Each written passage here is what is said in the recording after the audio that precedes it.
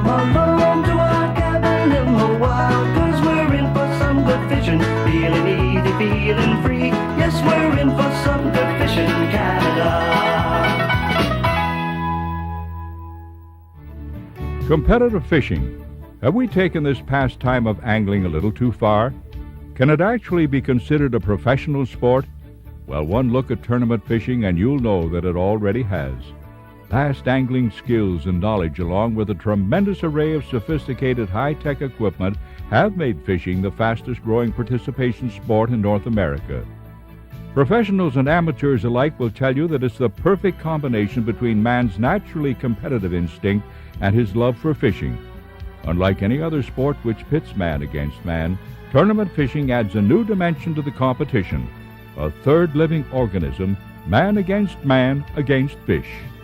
To help us better understand the world of competitive fishing is President of Pro Bass, Mark Mandic, and co-host of the Fishin' Canada show, Angelo Viola. Tournament fishing. Not derby fishing, but tournament fishing. And who better to discuss the ins and outs and the pros and cons of tournament fishing than my good friend, Mark Mandic, President of Pro Bass. And also, Mark, you're the advertising director of a fine magazine here in Ontario, Angler and Hunter magazine. But today you're going to wear the Pro Bass hat, if you don't mind. That's exactly what I'm going to be wearing. What I'd like to do, for the sake of the people out there that really don't know what tournament fishing is all about, but have seen it on television or in magazines over the last couple of years here in Canada, I'd like to clarify some of the things that maybe are not obvious to the novice tournament fisher or even novice angler. Maybe you can help us with that. Well, first off, you started off in announcing it properly. You clarified between tournaments and derbies. We're a tournament organization. A lot of people get confused with tournaments and derbies. The difference being, derbies are held over a prolonged period of time, maybe 2 weeks, 3 weeks, or even a couple of months. People go out and they buy tickets to enter these derbies, and they go out and catch fish and bring them back that same day, weigh them in, and hopefully if they catch the biggest fish of that derby, they win prizes. The problem with derbies that I see is that most of them are catch and kill derbies. They're not geared towards live release. Tournaments, on the other hand, are geared towards live release. Our tournaments specifically are very geared towards it. We're very strong in that point in live release. As a matter of fact, if a fisherman does come back in one of our tournaments with a dead fish, he will be penalized as a result. And if you remember last year, Angelo, in one of our tournaments, we had a tie in one of our events. Right. First prize was $10,000. One of the fish died from one of the teams, and as a result, he lost pounds, and he was put back in the second place. And that meant a difference of $5,000. And that really emphasizes the live release that we have on these tournaments. But Mark, in as much as it is a live release event, and the Fishin' Canada show, of course, promotes catch and release as much as possible, I have heard some negatives come out of the release aspect of fishing. And the negatives that we've heard and read about is the fact that not all the fish that are released survive. There have been numerous studies done on live release in tournaments, and none of the studies have actually shown that a lot of the fish do die. It depends on the different organizations and how the fish are actually handled.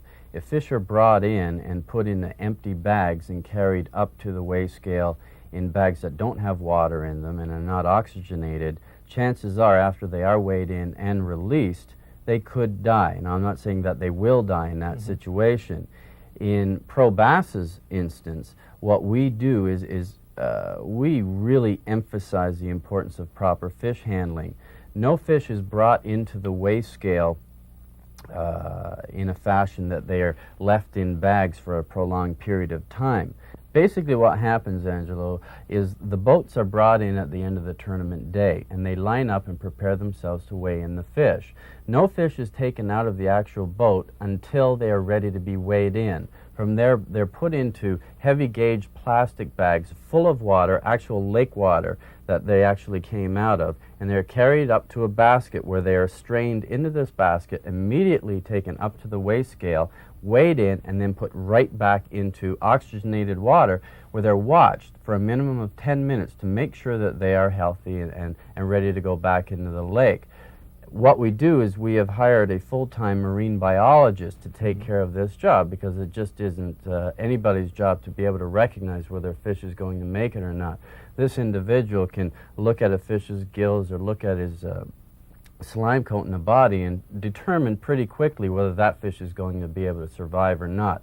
Once it's determined that the fish will survive, he is then put into another oxygenated tank on a boat and taken back out to actual bass habitat, the same kind of habitat that he came from.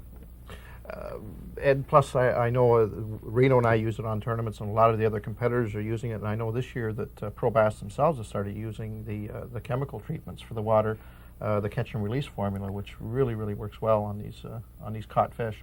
It's a must, Angelo. And it's one of these things that you see come out in the market, and people say, "Oh, great, another gimmick." Well, there aren't a lot of gimmicks on the market. If they're gimmicks, they wouldn't be around for long.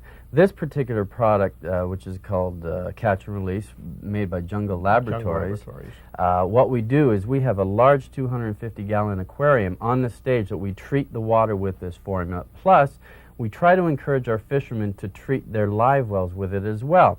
What it basically does is it's a chemical that if there's any infection on the fish whatsoever, it'll retard that infection, and it helps replace the slime coat on the side of the fish.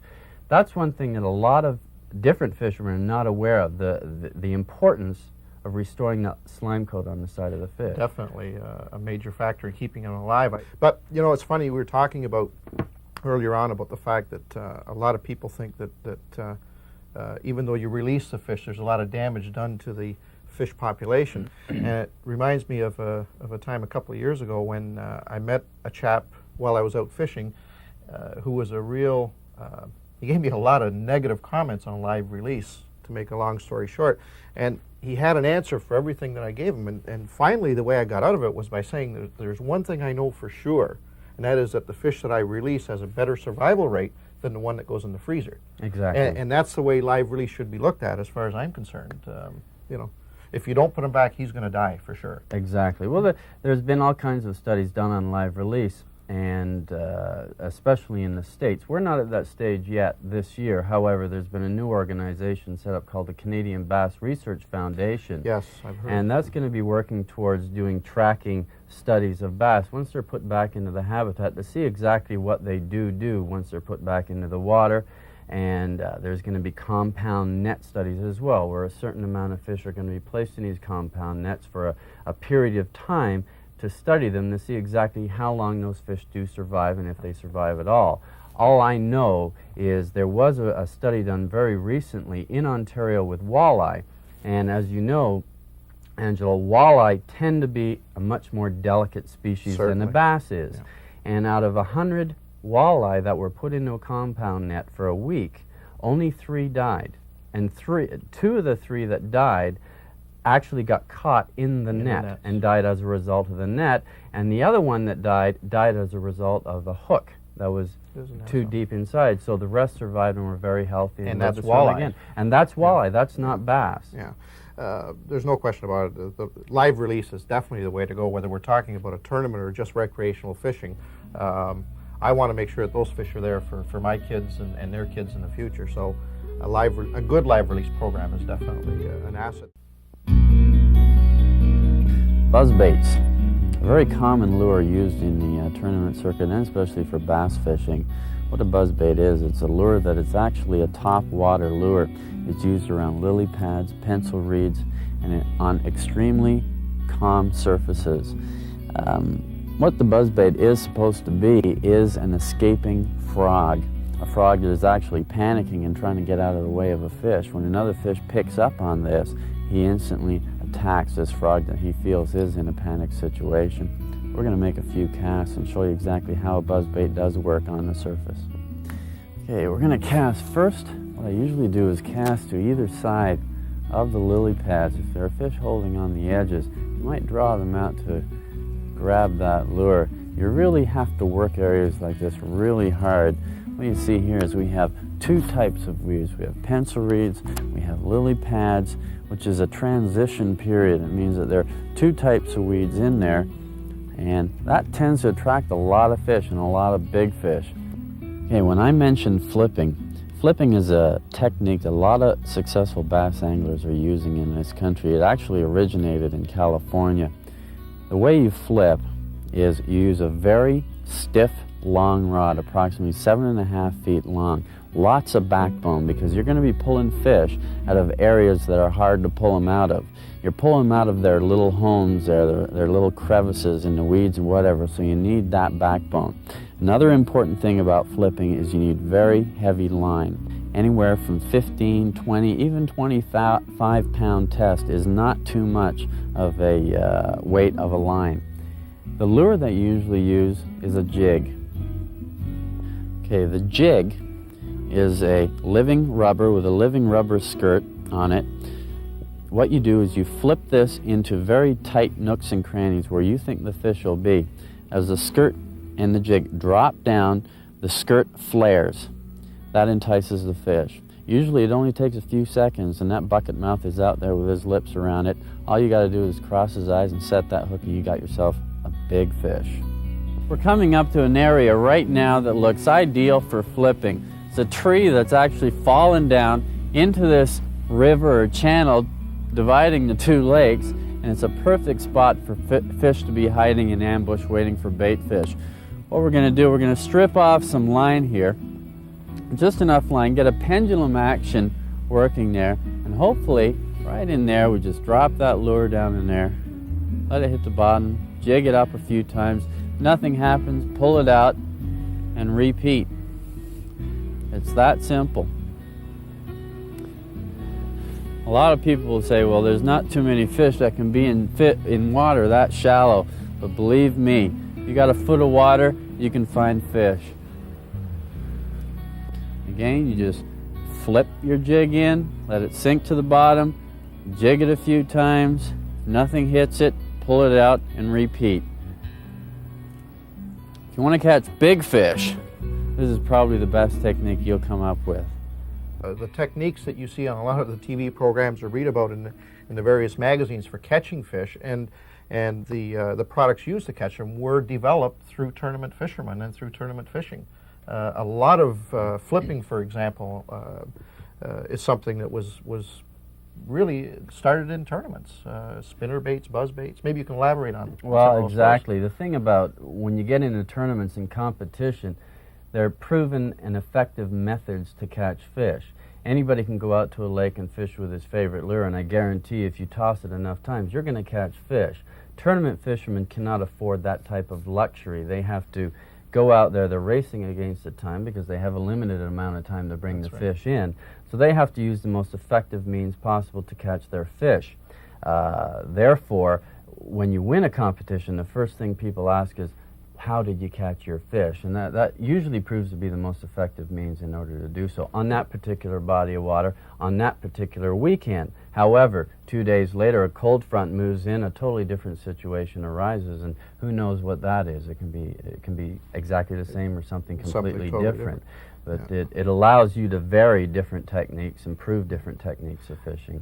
I maintain that fishing a well-organized tournament in a good tournament series is probably the best way to learn quickly the skills of angling. There's no doubt about that. One thing that we should point out as well, Angelo, is that in tournaments, especially in our tournaments, pro bass tournaments, you are not allowed to use live bait. A lot of people wonder why you can't use live bait. The reason being is in a live bait situation, when a fish senses a real minnow or a real worm, they inhale that bait and they end up, passing it right by their throat and it goes right down and in. They don't take it in and taste it first and see if it's fine. Where they would do that with an artificial lure because they're not quite sure. They see it going by, they grab it, it goes in their mouth. You feel that tick, especially with those ultra-sensitive graphite rods nowadays. That's right. You set the hook and all you've done is hook the fish in the upper lip or lower lip. Whereas with live bait, he's taking it right into his stomach. You set the hook, well, you've got a hook inside that fish's stomach. The chance of that fish surviving after something like that is not very great. No, it's not. Another thing, too, Mark, that I'd like to bring up about tournament fishing in general. I often hear the comments when we're out doing the various shows on location and that well, it's a sport for the so-called professional. The average fisherman really doesn't stand a chance, and that he's already down by 10 points before he even signs on the entry form. And I know this isn't true, having fished a lot of tournaments myself, and the so-called amateur winning them hands down. So I definitely can vouch for that fact, that it's not. Well, that's an interesting question that you ask. I'm glad you brought it up, because when you think about it, fishing is the only activity that you can get involved in at any age and be any sex and it not relay any barrier there whatsoever. Think about it. Let's say you wake up this morning, you, being the age that you are, the age that I am. 18, 19. 18, 19, yes. And I'm 18, you're 19. And you want to become a professional golfer or a professional tennis player or maybe an Indy race car driver. Mm-hmm. Well, if you go to apply yourself to do something like that, people are going to laugh. They're going to say you're crazy. But you can wake up when you're 40, 45, 60 years old. And or say, 14. Or 14 and say, I want to be a professional fisherman. Yeah. And you can start right off the bat, and as long as you apply yourself, you can get into it very quickly. I think I know that from experience. Yes, definitely. Yes. There's no question about that. It's a sport for anybody, any age, and there are really no barriers, as you just explained. You shouldn't feel that you don't stand a chance in any of these so-called professional tournaments, because it's anybody's ballgame. Definitely the amount of time that you spend on the water, the equipment that you have, the boat that you operate, certainly do give you certain advantages at certain times, but it doesn't guarantee you a victory. That's right. As we all know. That's right. From past experiences. A lot of people, they look down on the type of bass boats that we're driving nowadays, and they think it's an unfair advantage. And one thing in particular that they look down upon, especially the fishermen that is not in the know, they call them fish finders, depth finders, you know. And they say, oh, well, it's easy to put that on your boat. You push a button, and automatically the boat goes to the fish, zeroes in on the fish, you just drop your line in, and bang, you've got fish. Sorry, folks, if it was that easy, we'd all be millionaires, and especially the person that's marketing them. That's right. Basically, to clarify that, what those fish finders actually do is in some situations they will find fish, especially in deep water fishing for a salmon fishery. Mm-hmm. But it's like the old saying goes, you can lead a horse to water, but you can't make him drink. Well, talking those fish into biting is another story completely. But as you know, in bass fishing, in our Ontario lakes, which generally are shallow lakes, and the bass are generally in shallow water, what you're looking for are drop-offs, weed lines, structure that fish will relate to, and not necessarily the actual fish. But if you find a structure that they will relate to, you're basically betting that there will be fish there, and that's where you put your artificial lures, and hopefully you'll catch something. No, there's definitely no advantage for any one person or whatever in this business, other than obviously the longer you spend at it, the better you're going to become.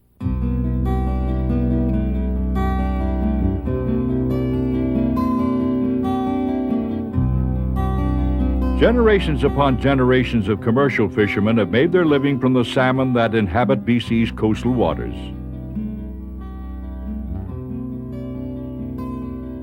New technological breakthroughs in fishing, such as sonar and hydraulics, help commercial netters increase their catch immensely. However, an ever-increasing call for tasty West Coast salmon has caused great concern among conservationists.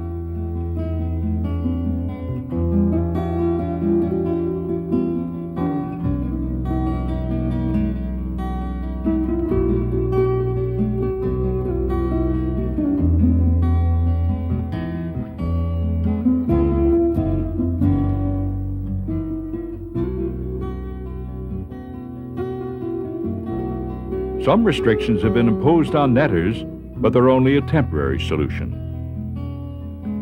The extinction of Pacific salmon will be inevitable without some long-term planning.